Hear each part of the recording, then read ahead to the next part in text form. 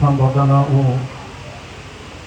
আলোচনা অনুষ্ঠানের সম্মানিত সভাপতি জনাব মোহাম্মদ জাহাঙ্গীর আলম, সভাপতি তফসিলপুর সরকারি প্রাথমিক বিদ্যালয় ও তফসিলপুর জাহাঙ্গীর আলম উচ্চ বিদ্যালয়, সম্মানিত অতিথি হিসেবে উপস্থিত আছেন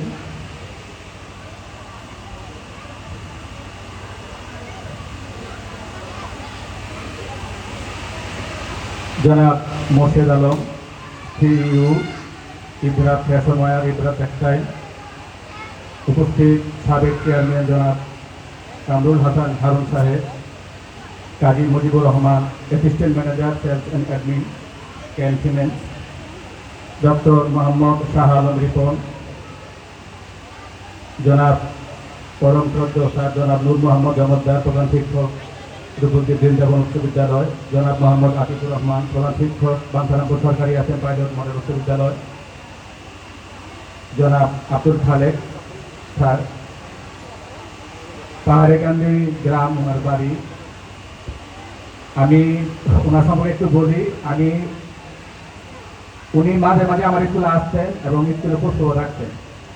পরে যখন শুনলাম যে ওনার জনাব নীলু ডাক্তার এবং হারুন চেয়ারম্যানের স্যার হলেন উনি, তখন আমার কাছে ঘরে আরও অনেক মনটা এত বড় হয়ে গেল যে আমি যে কোনো মূল্যে হোক আমি একটা যদি অনুষ্ঠান করি আমি স্যারকে দাওয়াত করবো এবং সবার আগে আমি স্যারকে দাওয়াত করি। তো সকলের পক্ষ থেকে স্যারকে আবার জোরে একটা হাত তালি বাজে আমার অভিনন্দন জানাই। আব্দুল ওহিদ স্যার, যার কথা না বললেই নয়, আজকের এই তফসিলপুর গ্রামের বৃত্তির যে সূচনা যে স্যার করেছিলেন তিনি হলেন আব্দুল ওহিদ স্যার। বর্তমানে থানা কলোনি সরকারি প্রাথমিক বিদ্যালয়ে কর্মরত আছেন।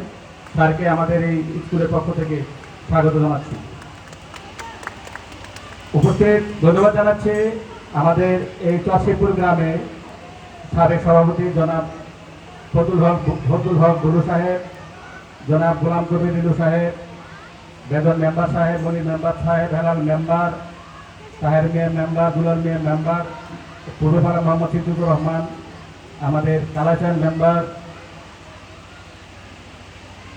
তারপরে জাকির হোসেন মোল্লা, মাওলানা ফজলুল ইসলাম মোল্লা, এই কাসেম সরকার সাহেব, আমাদের আব্দুল বাতেন মেম্বার সাহেব সহ, ফুলমিয়া সরকার সাহেব সহ এই অত্র গ্রামের যত গণ্যমান্য ব্যক্তিবর্গ আছেন সবার প্রতি রইল সালাম এবং শুভেচ্ছা এবং আমাদের আজকের এই তফসিলপুর সরকারি প্রাথমিক বিদ্যালয়ের পক্ষ থেকে সকলকে স্বাগত জানাচ্ছি।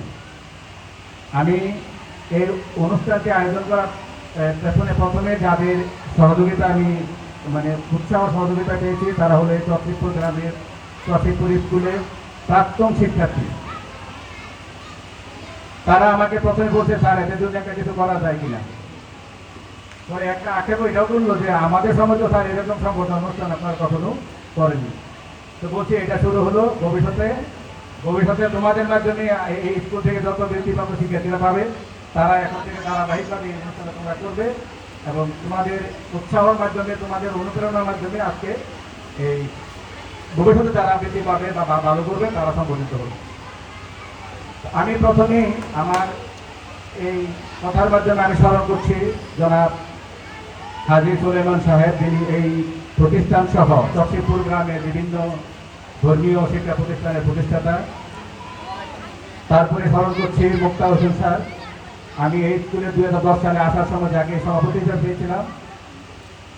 তাছাড়া এই স্কুলে যারা সভাপতি ছিলেন ফজলুল হক বুলু থেকে শুরু করে, সিদ্দিকুর রহমান থেকে শুরু করে, শেখ সাদিক ভাই থেকে শুরু করে, যারা আমাকে এই গ্রামের সর্বস্তরে যারা আমাকে সহযোগিতা করে আসছে সবার সুস্বাস্থ্য দীর্ঘ কামনা করছি।